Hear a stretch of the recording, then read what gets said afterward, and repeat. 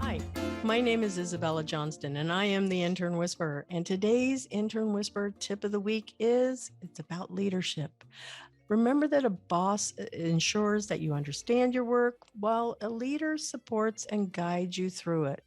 The biggest difference between a leader and a boss is that a good leader inspires people and makes them excited about their work. Whereas, the leader also should motivate them by letting them know the importance of their work. Bosses don't necessarily do that. There's not that same exchange of a relationship in the workplace. Hi, so welcome to the Intern Whisperer. Our show is all about innovation, careers, and the future of work. And today's guest is Charity Wright Golden with the Lipstick Network. She is a growth strategist, a podcaster, an executive coach, and a founder of a global network community, not network, for women, by women. And I could not be more excited. Welcome. Thank you so much, Isabel. I'm honored to be here. Thank you. Oh, so we met at Synapse, I believe it was in Tampa. Yes. And I remember I was talking with your husband and the other business partner over there, and I met you, and it was like everything just faded into the background. You had so much energy, and I just went, oh, I have to know this woman. Oh, I'm honored by that. Thank you. The feeling was definitely mutual. I feel like everything kind of fogged out and we just chatted and connected and so many synergies and value share. And it was a great conversation. It's good to see you. Oh, thank you. So we usually kick our show off because we always talk about education, innovation, and future of work. That's the whole layout of the show here. But I ask my guests 5 words that describe you and why those 5 words. And then when you're finished, I'm going to tell you what 5 words I would have used to describe you. Oh, mercy. Okay. So I am not a succinct person. So when this exercise came through in your email, I was like, oh, my mercy. So here goes nothing. So one, loving. 2, seeking, very curious. 3, inclusive. 4, hopeful. And the last one is a hyphenate. So work in progress. I love those words. Why those words? Oh, mercy. Well, charity actually means love. So it's caritas, caridad, agape. And it actually has roots in love. And so my mom named me that. And I really, for me in my faith walk, love is patient, love is kind. I really try to be those things. I obviously fail every single day, but I have a genuine love and curiosity about people. I want to know where they came from. I want to know their journey. I want to know how they think about things. So that kind of piggybacks on the seeking part, that curiosity piece, those two in tangent. And it yields the inclusivity. So I've been blessed. I'm from Plant City originally, grew up in a very small, homogenous town. My family are strawberry farmers. And then my mom, who worked 4 jobs as a single mom, let me go to Manhattan for undergrad. And literally my whole world just expanded. I said to my mom, Mom, I know who I'll be if I go to Miami, which was my other option. And it was a full ride. And I was so blessed by that. But I said to her, Mom, can I go to New York to see who I can become? And that was it. And so I have friends all over the world. I've served in the Peace Corps in Bulgaria, lived in Madrid. My eldest daughter was born in Singapore. So I know what it's like to live in Singapore and be the minority, right? And have people look at you. And I know what it's like not to speak the dominant language. And for me, being inclusive of where people come from, how they think, who they are, the language, the food, the culture, the music, the faith, all of that. It just makes life so much richer. I had a mentor said, I want more people in the tent, right? And so I'm like, yeah, let's get all the people in the tent. And I'll answer this later, but I want my life to be about connectivity and loving. And so there's that. Hopeful. I'm a glass half full kind of person. So sometimes things, I mean, we're kind of done with the pandemic. There's still some strife all over the world, right? But I'm really hopeful that if we can continue to see each other, love each other for who we have been created to be, whatever those talents are, whatever those obstacles are, if we can not fake it till you make it, but really embrace that gifting, those talents, those passions and pursuits, then we all know and have that mindset of abundance that anything is possible. So, Isabella succeeding and doing well in what she's been called to do, Charity and what she's been called to do, and it all just trickles out. So that makes me hopeful. And then last is a work in progress, because man, that self-critic is brutal. I'm a little bit of a self-sabotager, or have been, and I'm really trying to work on that. I'm trying to reprogram my father's not in my life, and so I really struggled with, am I enough? Like, my dad didn't love me, he left. Am I enough? And so really just the work in progress of, yeah, I am, because of who I am, not necessarily what I do, but hopefully how I make other people feel when they have a conversation with me. So that's why.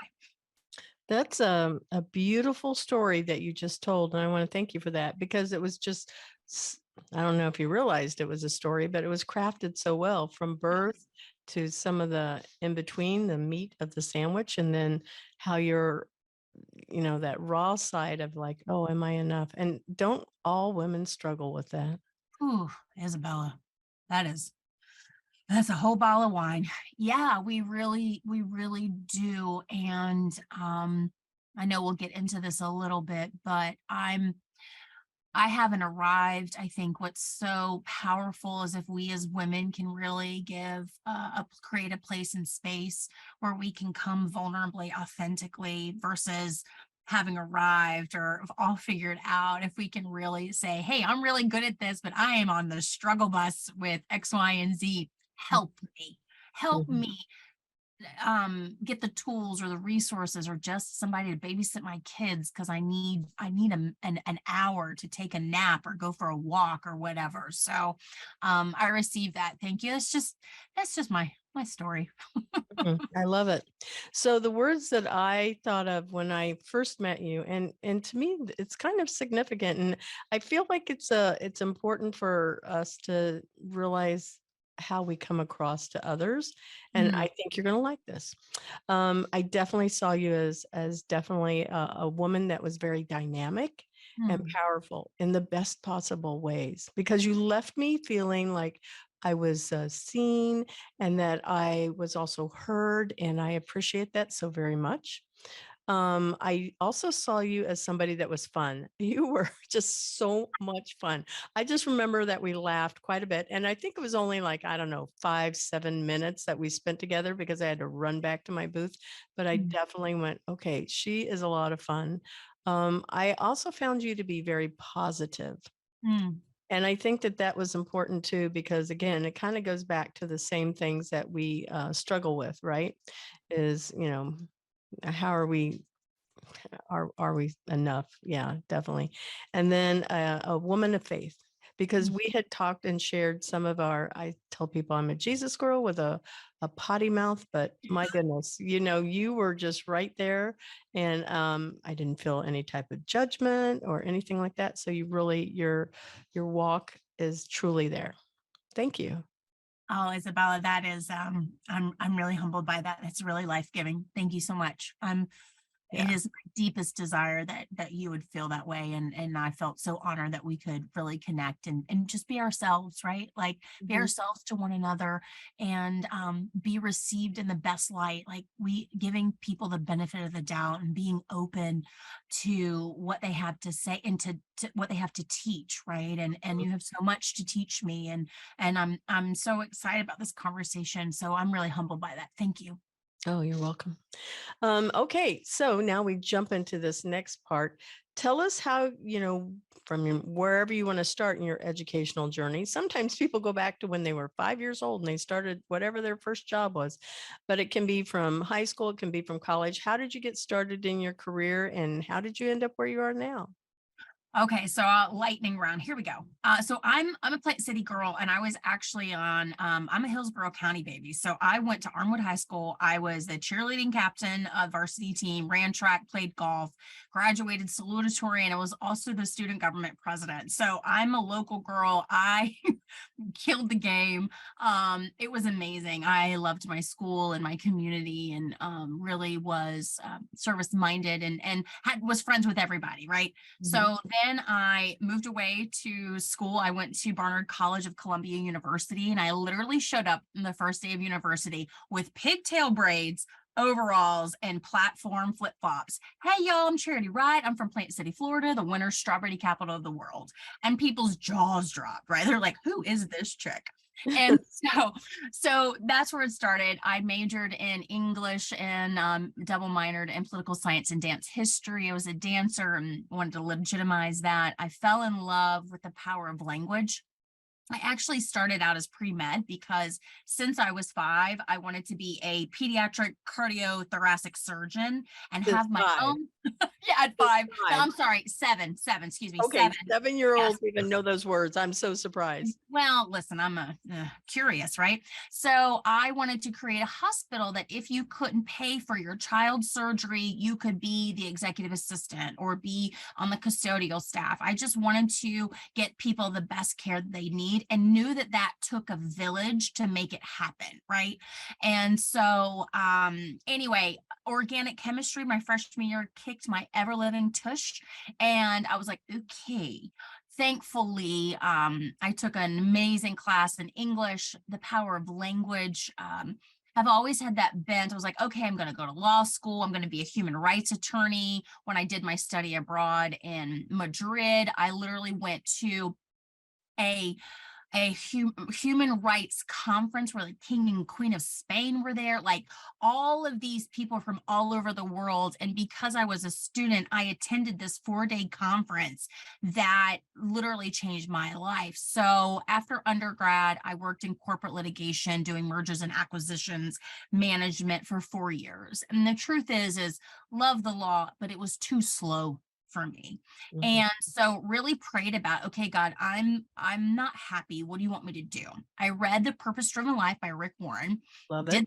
did the 40 days. And I was like, okay, where's my epiphany? Where's my miracle? Where's my path? Nothing came. Then 4 days later, I was getting off the M8 bus from Alphabet City where I lived, and on Astor Place, which is a very busy subway stop in Manhattan. And literally, like, it felt like a God download going through my brain, Peace Corps. And Isabella, I literally looked around thinking, well, someone has said that, and there was no one around me. So I applied. It took 18 months. I got into Bulgaria. I was a Spanish speaker because of my time in Madrid, but they didn't have a job in a Spanish speaking country for the Peace Corps. So I went to Eastern Europe, didn't know where Bulgaria was, but went to Eastern Europe as a community and organization developer. I started teaching hip hop to girls because they were the ones who were open to me. And what I did with that is I taught those girls to hopefully think outside of the box. I picked up a chair one day during dance practice and I chucked it at them, and they, I was like, I like grab it, right? And so they grabbed it, and I asked them, like, what is that? And they said, well, it's a chair. And I said to them, well, didn't I just chuck it at you like it was a ball? And so we choreographed a dance with their help to take this thing that had been used and looked like one thing, but it could be used for something else. And I just encouraged them because there is a lot of deep racism in Bulgaria, a lot of Eastern Europe for the Roma Gypsy minority. And I had a mixed group of girls. So I really wanted them to question what had been shown to them for their whole life and say, maybe we can do it differently. So that started. I also, Abi Bay was my neighbor, and she wanted to, as a Roma woman, she was not allowed to have a job, and just in the community, no one would give her a chance. And so she said, I want to start my own business because I want to be able to buy my son diapers. She was my neighbor. So I would see her hang up her son's disposable Pampers and dry them out in the sun to reuse them as many times as she could before they fell apart. So at that time, I was, again, English, political science, and dance history. And I'm like, how am I going to help this woman? So I went back to business school. Bulgaria changed my life. The Peace Corps, I always tell people, when you retire, go do it. It's the best 27 months of your life. I will do it again. My husband already knows.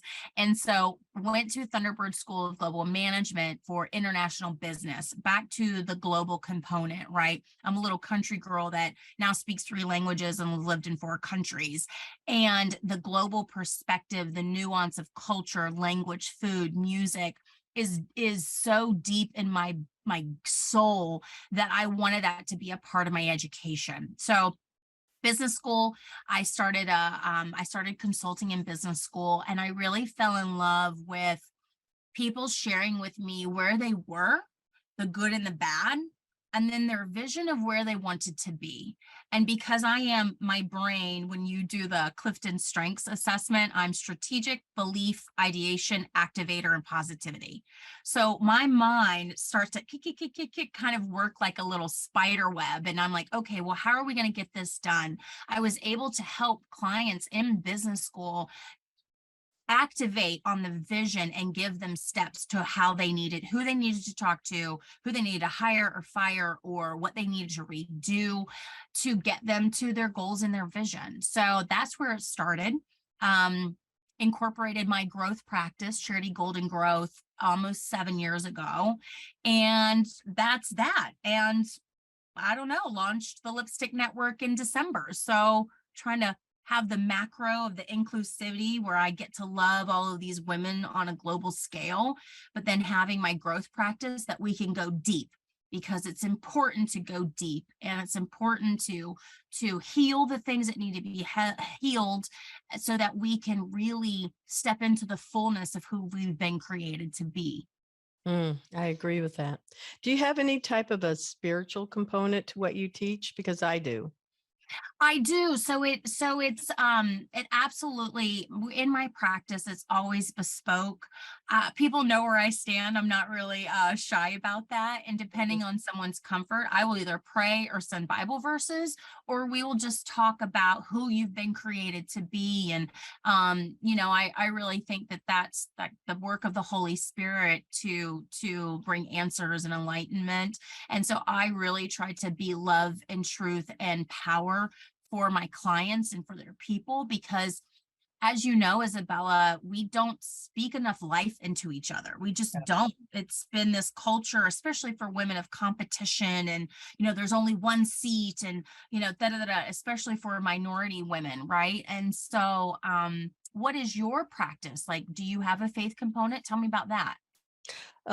So I use, actually, in my logo colors, I have black, white, because I see everything, and there's right and wrong. I use the color gray because that's the world we're in. There's a reason. And then the touch of red. Red is my reminder of who I serve. That's Christ. So it's the blood of Christ. I have prayed for people in our opening inside of my company, for people. I talk very openly about the fact that I am a Jesus girl, but I have a potty mouth on the air. And I've had plenty of people that have shared their stories about Christ in here. So while my show is not a Christian show, it is definitely influenced by that. Yeah. But it's open to all different faiths, because not everybody is a Christian. But I always hope that my actions and my words, even though it's a potty mouth, I don't say them at somebody like, oh, F you. I would say, oh my gosh, Charity, what an effing great idea. I love that. So I don't know. I don't have any type of a problem with saying it. I don't think, I think that God just kind of sits there and goes, okay, well, I understand where you're coming from, but but I also think that I get grace, and that's what the There world you is. go.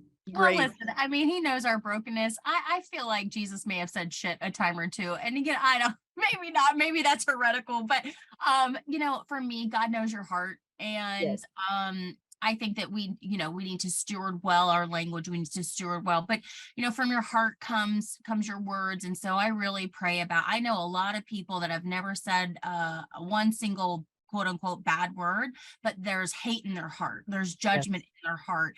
And so I don't know. I just, again, back to the, hey, are you loving God and loving people? And there's so much dynamism in that. And there's so many factors that go in that. So back to your point earlier about letting your actions speak, right? I mean, proof is, my mom says, proof is in the pudding, right? Yes. How you treat people is where it is. And I think that's great. Yeah, thank you. I appreciate that. I've not often been asked, what my belief system is, but I do hope that what people see, and I absolutely believe this about you, is that they don't see me, that they see Christ. They see Amen. Christ in me. Yeah, Amen. It's my prayer. My yeah, prayer. Yep. it's definitely mine. And fun fact, I think I mentioned this to you when we met, is I also was an English major. Yes. I also wanted to go to the Peace Corps. You actually did it. I did not, but I taught in the public school system, which counts. That's it's service in and of itself. And listen, when you retire from all this fabulousness, you're never too old to go to the Peace Corps. I'm telling you, we had 5 married couples who were leaving 35-year careers, and they brought such wisdom, richness, nuance. Their kids and grandkids came over to Europe. They got to travel. They learned another language. I mean, sign me up. Peace Corps, I'm coming back. Oh my gosh, yeah. And my work has always been in nonprofit and education and training, Mm. learning. And I think that those types of roles are often underpaid for what we do. Oh, honey, listen, I am like on the Finland model. Like, what are like Finland? Tell us how I mean, it's a living wage. My cousin is a PE teacher. My first cousin is a PE teacher, and his wife just got Teacher of the Year at Beavis Elementary last year. And I'm like, I don't know exactly how much they make, but I'm like, you guys, she wakes up at 4:30 in the morning. She drives 45 minutes. She gets home at 5:30 in that crazy traffic. And it just is, and then she's got to do grading. And she teaches children who have IEPs. So she's got a mixed group of kids. And I'm just thinking, my Lord Almighty, where she needs so much more support and resources. And so yes, that is let's reform the education system. I don't know, man. Yeah, it is one of those things. So I appreciate that you shared where you went to school. That was really an interesting part of the story too. And not enough is recognized about having a liberal studies background. I think it makes you more really well-rounded, and you're a more thoughtful communicator, I think. I think so too. It's really giving a taste of all different. We didn't have set courses, but you have to check these boxes. Like here's these like 8 columns, and here are 6 choices in each. You have to do all of the columns in each, or 2 or 3 in each column, and you can kind of pick that. But it really, again, my mind as a strategist, I want to be able to think 360 degrees around problems and solutions and people and all of that. So I geeked out, girl. Oh my gosh. I love to learn. Forever a learner. I love it. Well, I think in this day and age that we're in, obviously you have to be, because my goodness, you open up one of your platforms, you go, oh, looks like there was an update. Didn't read the terms and conditions. Should have. Yeah. They like to those now that's details. I'm working on my details. I'm not the detail person, but yes, you're right. That would details. Yeah. So let's talk about what the lipstick network is. Please, where did that inspiration come from? How did it get started? What is this little empire? It's probably not little, big empire is that you have. And how can we get involved? Oh my goodness. I'm so tickled. Thank you for asking that question. So literally 7 years ago in business school, I read this book entitled The Stiletto Network, and it was about women investors, but they were pockets all over the country. And these were women who, I was in Manhattan, right? So women in corporate America in Manhattan were like blazer suit, very lean in, very much like dressed like a man. These women in the Stiletto network were wearing leather pants, pop lip, which I always wear a pop lip, and leather pants, big stiletto heels, and driving red Lamborghinis. And these women were unapologetic. And I just thought, yeah, rock and roll, because I'm a little bit of a rebel, although I'm a good girl. Like I like to rage against the machine. And because of our faith conversation, back to those God downloads, it literally just the lipstick network. And I was like, so I went on GoDaddy or some networksolutions.com and searched the lipsticknetwork.com, convinced that, of course, someone hasn't, and no one did. And so I snagged it and trademarked it, and it's mine. Now, it was a promise gifted to me 7 years ago that I have been praying over, trying to refine for the last 7 years. And it's probably about 2 years, pandemic, but also fear. If I can talk about that for just a second, I have been so afraid for the last probably 2 years to put out into the world my guts. Here is my calling: to love, connect, and empower women all over the world. I have prayed about that. I have fasted about that. I'm like, God, what do you want me to do with my life? Like, I have 2 little girls. I loved being a mother, a stay-at-home mom, but I wanted to do more. I wanted to show my girls that women are more than one thing. There is a season for all things, and I would not trade or bargain that season of focused motherhood for any of the money. And not however, and I wanted to build something that made women feel loved, seen, powerful, connected, no matter their job, no matter their season of life, old, young, executive, working class. I don't care.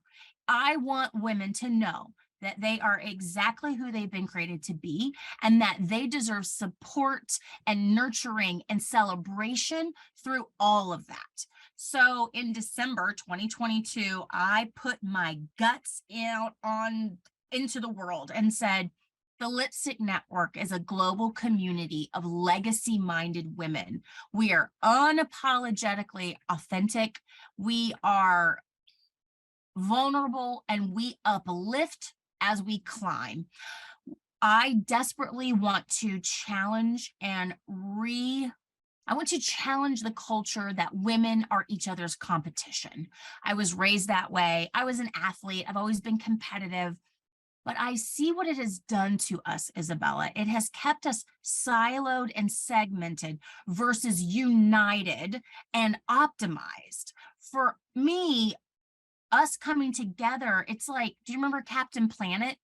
All the little rings, but then, our powers combine, Captain Planet. And I just think that if we challenge culture and see the beauty and strength of each other and collaborate like you and I are doing here today, we change the world. Like, the world gets changed through love and joy and gratitude and having abundance and shushing away that scarcity mentality. It's in our culture. It's an American thing.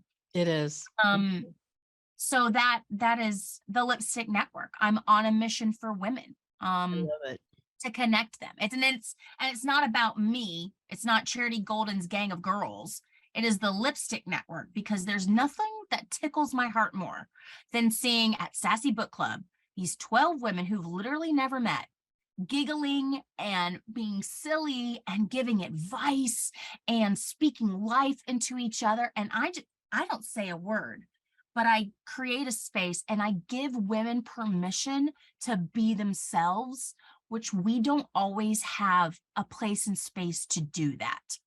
So that's it. That's the Lipstick Network. Yeah. Safe space is always a good place. I love that. Thank you. Okay. What is this Sassy Girl Club? I want to know. So it's Sassy Book Club. So Sassy Book Club, please come. We're having, May, it's a Sunday. I think it's May 22nd, I think. So what we do is, it's a spin on a traditional book club where everyone reads the same book. Listen, I have too much ADD to do that. And I invite everyone, all of the women, to come with whatever books or podcasts that they have recently read or listened to. And then we go around the circle and we just share. Like, oh, hey, I listened to Monica talked about 40,000 weeks. So in your life, there are 40,000 weeks, right? So if you live to 85, it's like 40,000 weeks or something. And she Wow. talks about, she goes, at my age, I'm over 20,000 weeks. So what am I going to do with the rest of my life? Mhm. And so she got to share about that. There was another woman who shared about, I'm glad my mom's dead, or something like something like that. It's kind of a brutal, but it was talking about some real childhood trauma and having to work through that once her mother had passed, and the narcissism that went through that. And then we had someone talking about like the hunger, not a Hunger Games, but like something silly. And so it's just come as you are with what interests you. There was another mother whose child is on the spectrum for autism. And so she brought a neurology book about how the brain works, and was really able to give some great examples. So we just talk to each other and drink wine while we do it. Very nice. You're in Tampa, right? Yeah. I'm in Tampa. I do Okay. take flights to New York and have, done some curriculum there, and hope to go to California, and honestly go to Spain in the next year to really just love on some women that are in my network in Spain. So So your organization is global. it is, yes. All right. So how do we get involved? Yes. Okay. So thank you you're so thoughtful to ask again. I didn't answer that. thelipsticknetwork.com. Please go sign up to receive our newsletter. We're actually hosting every quarter. We do a quarterly summit. And so on June 6th, it is 6/6. We had our money summit on March 3rd. Our summit on June 6th here at Embark Collective, which I'm sure you're familiar of, Oh, is I love about it. vitality. And so we're talking about health, talking about wellness, we're talking about safety. I'm actually having a jujitsu master come and teach a trademarked program by Gracie Jiu-Jitsu entitled Women Empowered. And it is a 10-course workshop to teach women how to defend themselves. And it's not just, throws in that, but it's, hey, I see you, you need to stop. And so setting boundaries, right? Verbal boundaries of, hey, you need to stop right there.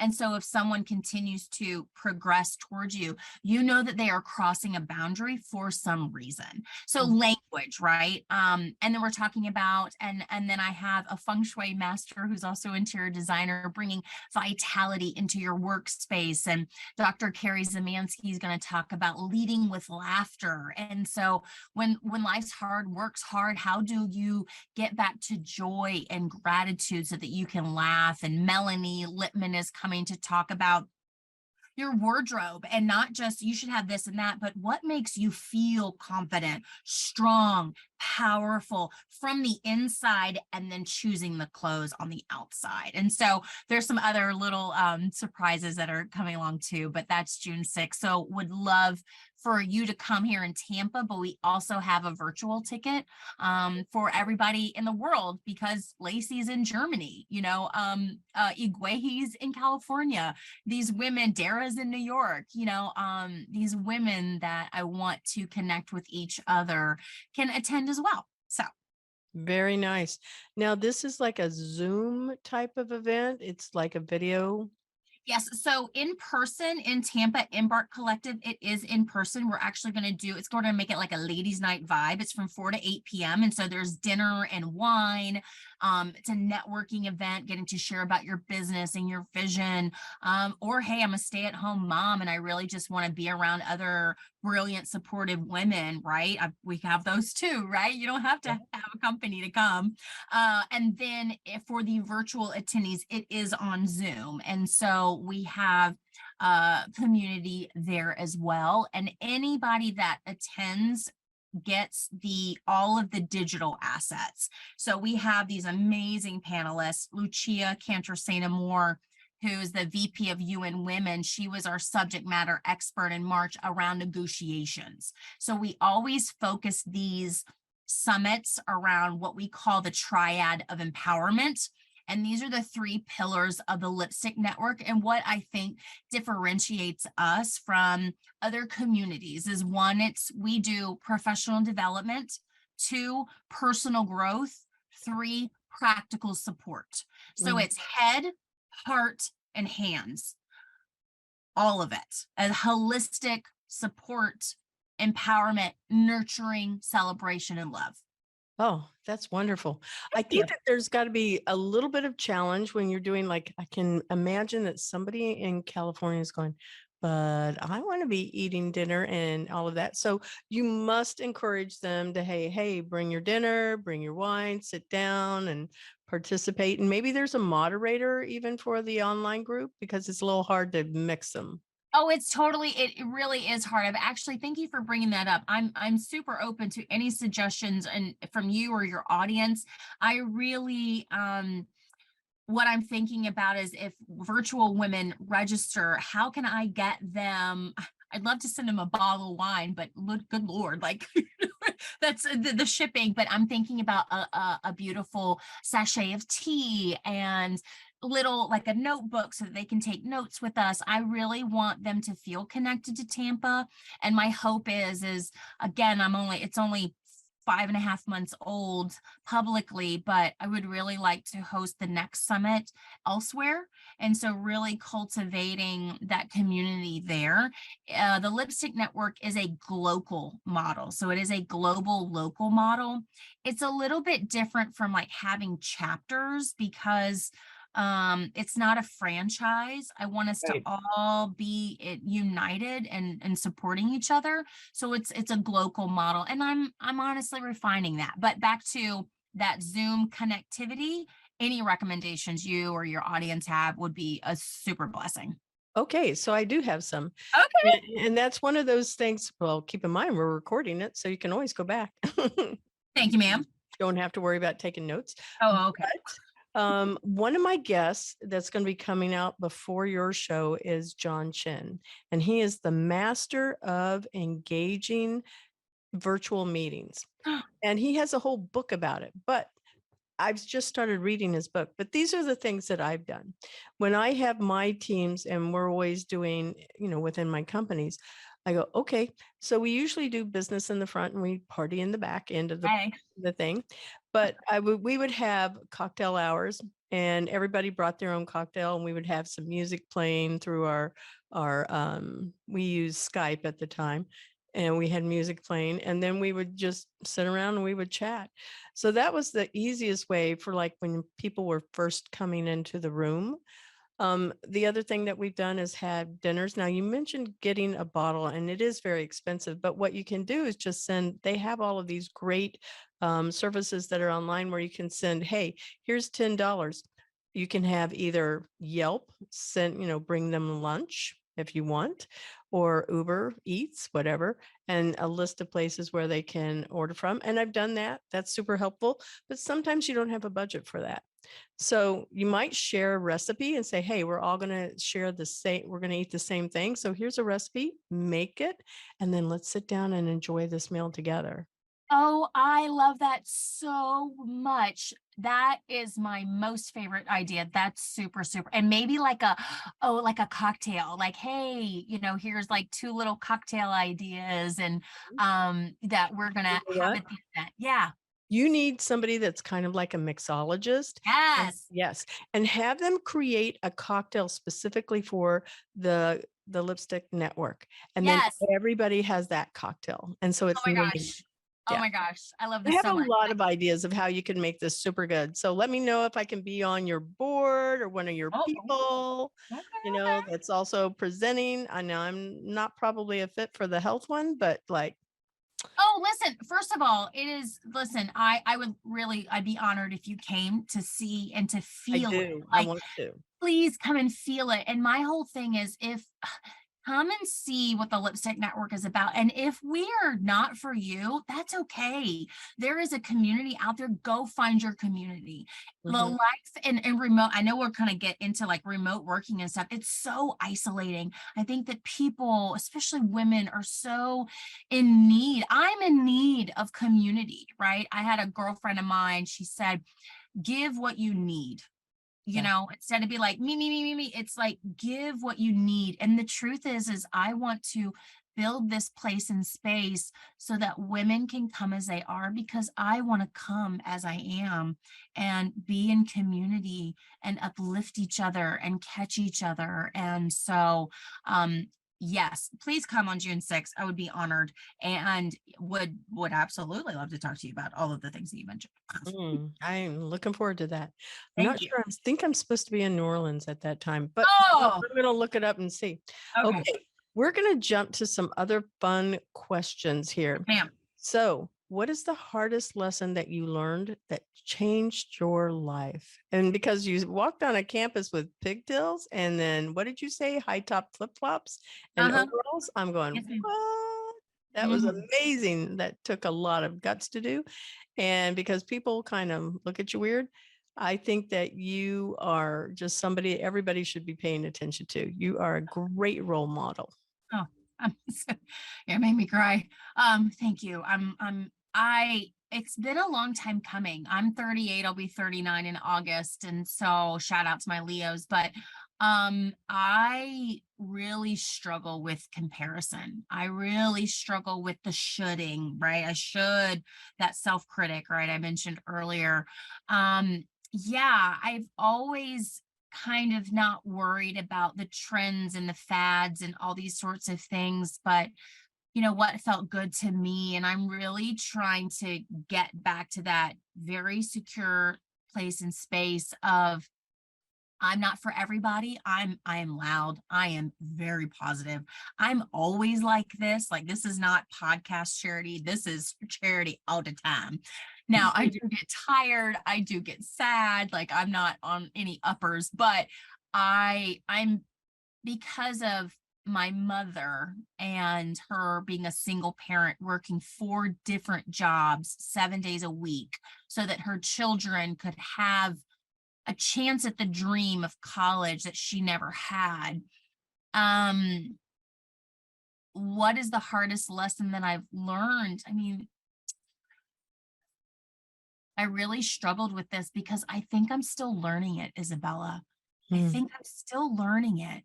I don't ever want to have it all figured out because then I'm not curious. Then I'm not stepping out of my comfort zone. I think that I was in a really bad relationship in college and he tried to make me small and I allowed that, right? Because I loved him. I allowed him to say negative things to me about me and really let go of who I knew I was. And so I think I've been clawing back like, who am I? Am I enough? Like, what am I good at? What is it okay to say confidently with humility, but with confidence of like, hey, I'm I'm like, I see people. I'm really good like that. Hey, I'm actually a strategist and my mind is super brilliant. I put people together and solve problems in companies and I make money here and da-da-da. And being able to say that with confidence, that doesn't come off as haughty. And so I'm still learning that hardest lesson of know yourself, encourage your people in your life, your children, your friends to know themselves and embrace those quirks and those eccentricities and be that in the world because there's only one you and the world desperately needs you. So yeah, I'm in work in progress. Fifth word, work in progress. Yeah, sure enough we all are, right? Yes, ma'am. What would you want to be remembered for? Ah, so I have 2 little girls, 6 and 4, right? And so I want my girls, I'm building this for them.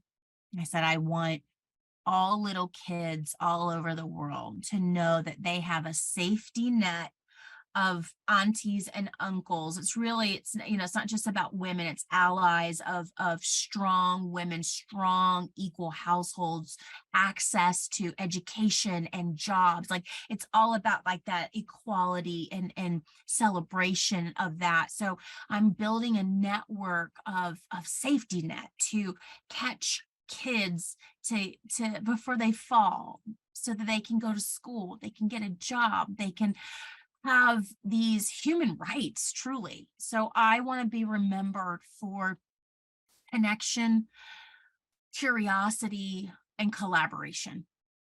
Mm, I love that. 3 C's too. Oh, I'm gonna write that down. Yeah.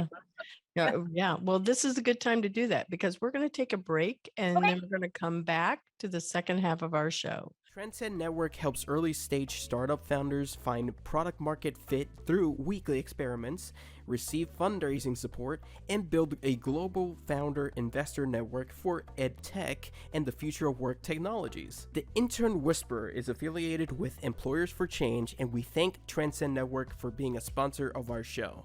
And we're back to the second half of our show where we talk about the future of work and what does 2030 look like.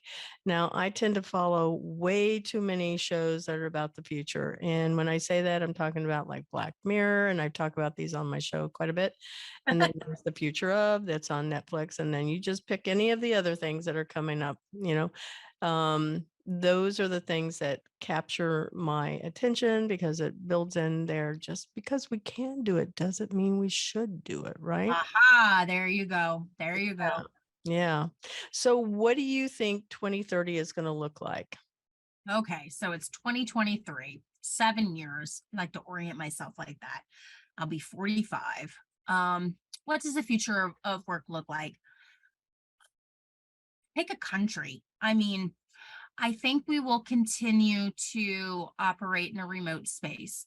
I think that the traditional models of towers of like companies, it will always be those big figureheads, GE, Citibank, my firm, Simpson Thacher and Barley. There will be those big towers, those big Walmart, whatever.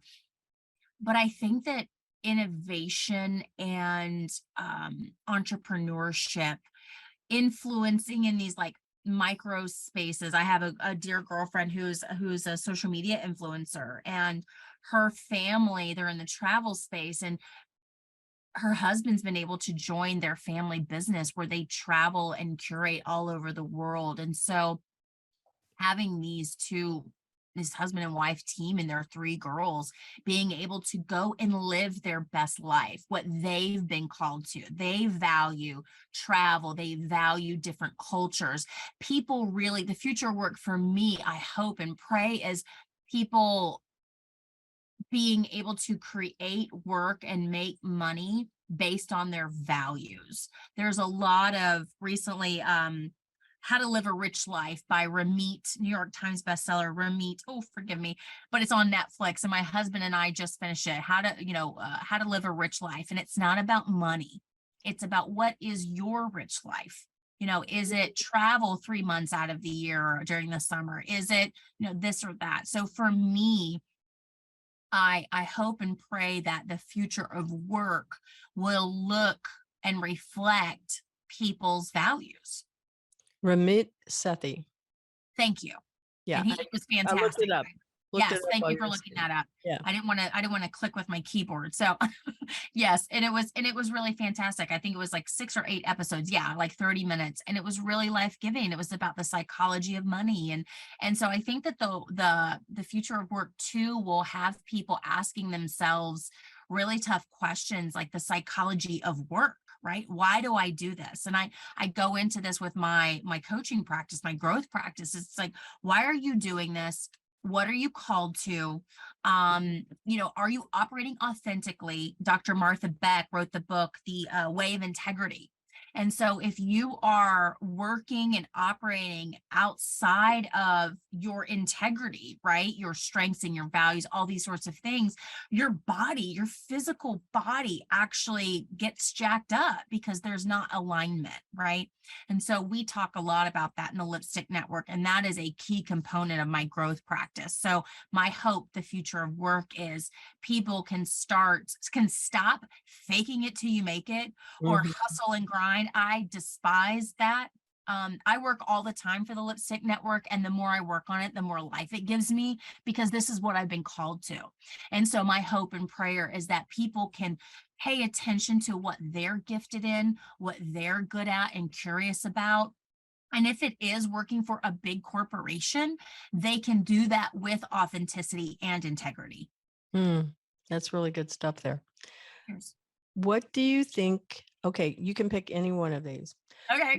What are your thoughts about remote work, on-site, flexible, any of those? Do you want to just spotlight, touch on all of them? But, it takes some more time.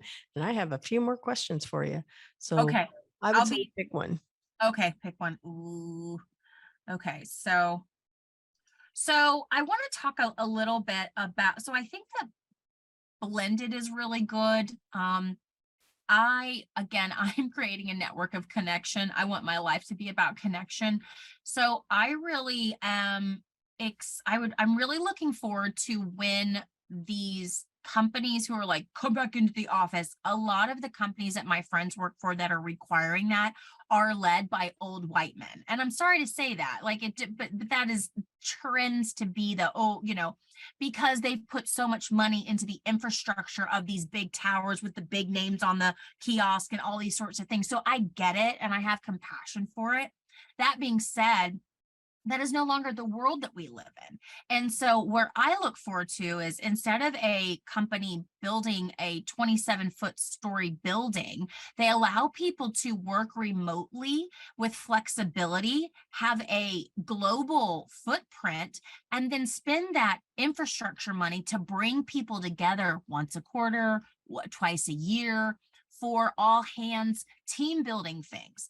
I do think that communication and community and personal connection is absolutely crucial. We are desperate for those touch points as human beings, right? And technology has really disconnected us to a hug or a handshake or go glass of wine. So I hope that the money that was put into traditional infrastructure can now be brought to the 21st century of blended remote global work. That's a really thoughtful answer too. There's a lot of people that feel the same way. And I also understand there are some places, which I'm sure you agree with, that have to be, because you have to go into hospitals. Okay. You have to 100%. go, yeah. Fire department. I mean, Or manufacturing and all these sorts of things. But what I would love to see is work, and maybe this is the future of work, is creating a place and space for people to not just be employees, but to be people. And so, having a monthly happy hour where, if you're in manufacturing, you've got your earplugs in and you've got your goggles on, people don't get to talk to each other so much, and really trying to foster camaraderie and community. Bring your family, bring your spouse, bring your partner, whatever it is, and really be able to, connect. yeah, I like that idea too. Okay. What do you think about robots? Pick any one of these: robots, AI, artificial intelligence, augmented reality, virtual reality, holograms. What do you think the technology will be more like in 2030? Oh man. So, okay, I'm going to leave the ethical dilemma for AI. But Yeah, that's our last question. okay. That's our last. So I'm actually really interested in, and I might be having it wrong. Maybe it's augmented reality / holograms. I would absolutely beam me up, Scotty, to Mallorca, right? An island in Spain where one of my best girlfriends lives. And I could literally just quote unquote sit in Tampa, but be hologrammed or augmented in Spain, and really facilitate conversation and connection and see people's face, because I'm an empath, right? I marry EQ and IQ together really well. And so being able to read body language and see how the women are seeing each other and all that. So sign me up. Who has that company? I will invest, because I think that, or think about children who are from developing economies, and their parents and their aunts and their uncles all put their money together to send their child to the West, Europe, here, wherever, to get a job. It would be amazing if these children could be augmented back home for your dad's 75th birthday and these sorts of things. So I don't know. I'm hopeful. It'd be so weird, right? But so cool at the same time. And I think that would be neat. Yeah, pneumatic tubes that either move people like at the speed of light, or like in Star Trek, Yeah, right. particles, and then particles Give me up, appear. Scotty. I'm down for it. I was a Trekkie. You know what? Even before the Star Trek came out, I think they stole that from the Wizard of Oz, to be truthful. Because if you think about it, in the Wizard of Oz, that's what happened to Glinda, little ball of particles coming down. You are 100% correct. Yeah. Always a woman doing it first. It's fine. Yeah, that is so true. Okay, so ethical dilemmas. Now, let's talk about that. What ethical dilemmas do you see with all of this? Because again, if you go and watch Black Mirror, and there's another episode that came out another year, and they're dark and they're scary, and it raises those questions. But I think that there's a place for them, because it does mean that people may not be thinking through the things that we create. What is the impact, on the full impact that can happen? I'm really curious about how you think about that. AI, I have, as an English major, as we're both, English language arts majored, right? Language matters. And I'm teaching my 6-year-old has just learned to read. I've got a 4.5-year-old, we're teaching her to read. I want her to know that words are powerful. They evoke emotion. Like, I look at that as a very personal thing. I want them to find their voice, right? Literally, like, find their voice as a person, and then be able to communicate and connect through language. And so I know that AI, my branding executive, she's a ninja. She's like, just use it as, hey AI, send me an outline for the top 10 top article topics for women empowerment. And like, AI will manifest that and create that. I really struggle, because I know that is a more efficient use of time, but I really meditate, pray on, ask for guidance around my women and what will speak life into them, what will all of that. And so that just feels more organic and authentic to me. And so that's where I'm at. I'm going to I know it's not efficient. I know I'm not going to post as many things as someone who uses these tools, but that's okay, because maybe I'm this one thing and they are a different thing. And I want to have grace for that. The competitiveness in me is like, oh, I'm original and authentic. This is better. But that's not true either, because information is power. And if AI can help get more information to people, that's cool. But I'm going to stick to the quality over quantity position. So here's something to think about, because Yeah. I've watched how a lot of professors are using it, and they're encouraging their students to use OpenAI in the writing process, because Wow. it's pulling so much information that is out in the world of all of our browsers, right? And it's taking the good stuff and the bad stuff. There's this place where, yes, go use it. So it's similar to doing brainstorming exercises. I'm sure you had to do it. And we would make clusters and circles, and we would create these little clusters, brain clusters together, right? And so I feel like that's really where OpenAI has moved to, is being a research tool to help you get started. So if I asked OpenAI, give me a mind map of ideas on how to have a better virtual meeting, right? It would produce that. it would produce some ideas for me. And that's a great idea. It's just like having this verbal conversation that we're having. It doesn't mean that it's a bad thing. It just means that it's a tool to be able to get the brain juices moving. Now, there will be some people that will be lazy and think that it is just like when we got the internet. It's like, well, it's on the internet. It has to be true. Well, just because it's an open AI doesn't mean that it's true. So there's always this Right. place where we have to go and fact check it, do the research. So you're still developing those research skills. You're still using it as a launching board, just like in brainstorming, however a person does that. And then you can, because I play with it and break it. I like to break it and say, how many parameters can I give it before it's going to go? Zzz. And then it helps me to learn. And then I can also see, like, I'll Google thing. Well, we would say Google. So now we're going to say we're going to chat to find things out. It's the same principle. And I checked Yeah, myself. I'm sorry. Like, yeah, I'm sorry. I did a pause, so it was deceiving for sure. I did this whole search, OpenAI, and I asked it to create an article for me, and I said pull citations from something that I had written, and I wanted to see how good it could do, and it didn't do anything probably any better than me in my search. It's just faster searching. And listen, I think that that's, so for me to help, like, can we have a conversation? I know I want to be mindful of your podcast time, but, I think that that is such a cool tool.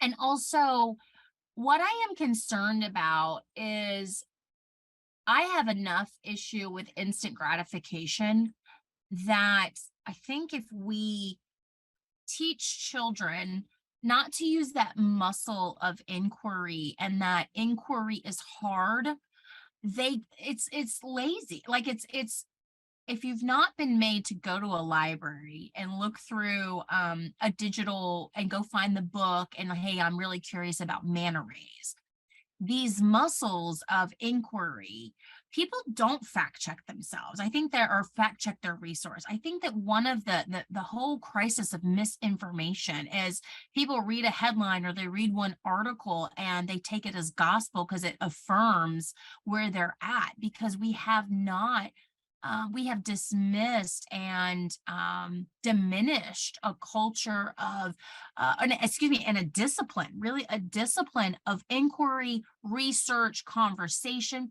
Hey, Isabella, you think about this. How do you come about that, right? Where from your upbringing makes you think that? Charity, where do you come from? Milena from Bulgaria, like, how do you come about that? And so I'm hearing you being able to say, like, hey, find me these citations. I think that's super cool. But I'm really concerned about the lack of discipline and the lack of exercise of that muscle of inquiry, because it is like a posture of curiosity, which I know you have, me too. It takes time. It's not just about talking. You have to listen. Mhm. And technology taking away that two-sided conversation and just giving you an answer or all of the answers. I don't know, man. Like, use the power for good. I'm all for it. Like, use the power for good. But I hope we don't continue to disengage. That's Mhm. my thing. Yeah, I agree. I agree. And I think it's a part of what's been happening in all of these industrial ages, because maybe you didn't grow up in a time where people had to go to the library and use a card catalog, which people don't generally know about, and look up the sources and then go to the bookshelf and pull the book off of the shelf and then read it. And then the internet got invented. And so now we didn't have to go to the library. We could just search for it and it would find sources. And so now we've gone one step further. Now we don't have to do that search. It can actually pull from those sources and put something together for us, but it does not replace a human. The ability to take that so it doesn't sound so sanitized, it doesn't sound generic, it's going to sound like a real person wrote it, is the skill that we're talking about.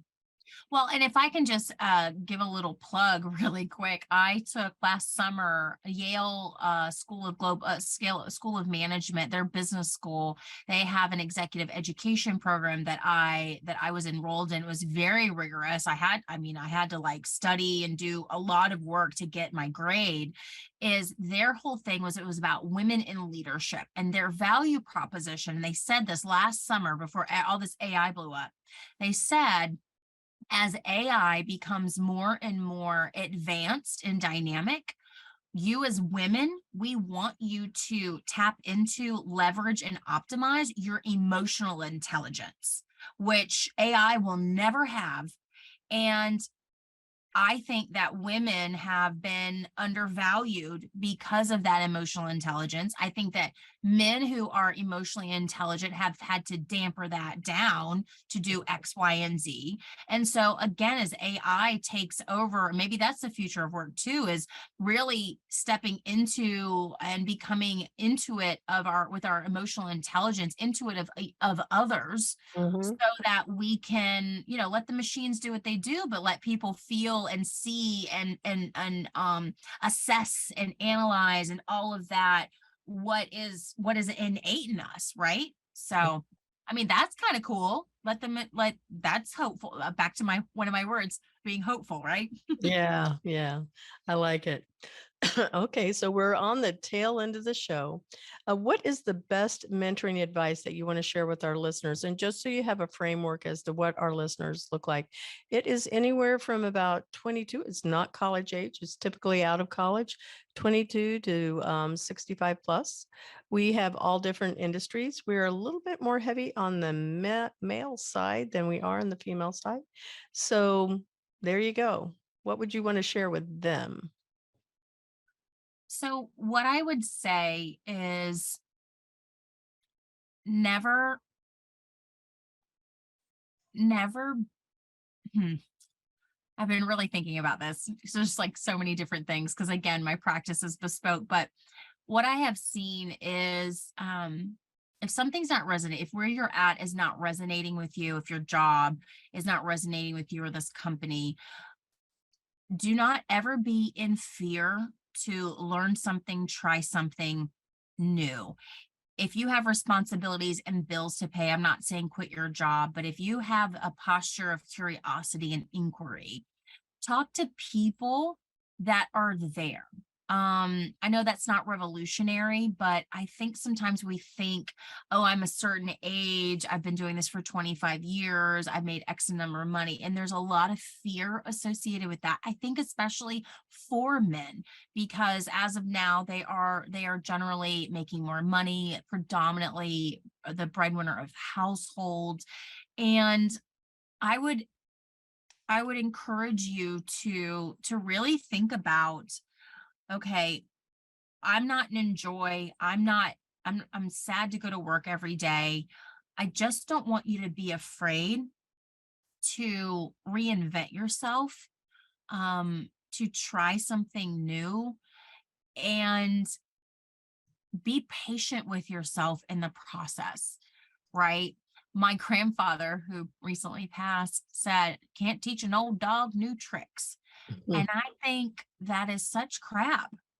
And I don't want to be like that. So I want to encourage, be thoughtful, be thorough in your inquiry of self and your investigation through others, but do not ever allow fear to make you small or to make you puffed up because you think people see you a certain way or you've been a certain way. I just want to encourage, I guess, men especially, to be themselves and invite your partner, your spouse, your whomever along in that journey. I truly believe that it takes a village to create workplaces, families, communities where we all fill in each other's gaps. So I guess that's the 1B, is invite people along in this journey. Be vulnerable enough to say, hey, I'm curious about this. I want to try that. What are your thoughts? Can you help me? right? Like, can you help me? Will you give me your time? I need your help, right? We all need to get our minds around that. Like, help is such a beautiful, beautiful virtue, and being able to help someone and receive that help blesses everyone involved. And so I guess that's 3 parts of my advice. Yeah. And help is a good word. That's what Yeah. you're saying. Help is a good word. I'm going to give you something else to think about, and then we're going to go into how can people reach you. So I like that saying, you can't teach a dog new tricks. dog. Anyway, yeah, an old dog. It doesn't pick any dog. You can't teach an old dog new tricks, because I go, really? Okay. When I went to dog obedience, my instructor said that dog will be as good as you are consistent with it. So Yeah. that just to me means that that person doesn't want to teach their old dog a new trick because they're lazy. So their dog will be lazy. So it has no reflection on the dog. It has everything to do with the owner of Oh, that. I love that. That's good. Flipping it on its head. Look at you trying to break things. I love that. Uh-huh. Absolutely. It's so true. But thank you. No, I Okay. receive that. How can people get in touch with you? Because what I pulled was your website, your the lipsticknetwork.com. We have your personal LinkedIn. I went to your website. We pulled your Instagram, your YouTube, your podcast. Anything I forgot there? Well, so thank you. First of all, that's so thorough. Thank you for your research and investigation. So it's the lipsticknetwork.com for the community. That's the same on Instagram, the Lipstick Network. My growth practice is CharityWrightGolden.com. That's also the same for Instagram. You have my LinkedIn. YouTube is the Lipstick Network. Yeah, that's it. My email is charity@thelipsticknetwork.com. Or if you're interested in growth practice offerings, it's CharityGoldenGrowth@gmail. So Thank you for sharing all of that. thank you. Yeah. Well, it's been delightful having you as a guest. I look Oh. forward to your episode. It airs in June 6th, just so you know, so you can put that. Really? Yes. Oh my gosh, that's the same day as my Vitality Summit. That's There amazing. you That's so go. life-giving. Look at that. Full circle, Isabella. Oh, Very cool. good. All right. Well, it has been delightful. I look forward to a continued friendship and the opportunity to visit you in Tampa. Embark is a beautiful co-working space. So that's, just more value added, getting to meet you, and cool space. Cool space. And I have to just give a shout out to Lakshmi and Allie and Jen and the whole team over there. They're doing phenomenal things for entrepreneurs here in Tampa, in the tech space and startups, and the Vinnick Family Foundation, that facilitating that, funding that. So definitely for anybody who's curious about entrepreneurship and startups, check out embarkcollective.com, because it's an incredible community and co-working space and lots of resources for people trying to build things. So Isabella, thank you for having me. I'm so honored and blessed, and this was really fun. Oh, my pleasure. All right. You take care. All right. You too. Ciao, ciao. We want to say thank you to our sponsor, Cat 5 Studios. Thank you to our production team, producer and editor, Josue Gonzalez. Music is by Sophie Lloyd. Be sure to visit Employers for Change at www.e4c.tech to learn how you can create real diversity and inclusion culture while skilling your people for the future of work. Thank you for supporting the Intern Whisperer by subscribing to us on Podbean or our Employers for Change YouTube channel, or stream us from your favorite podcast channel.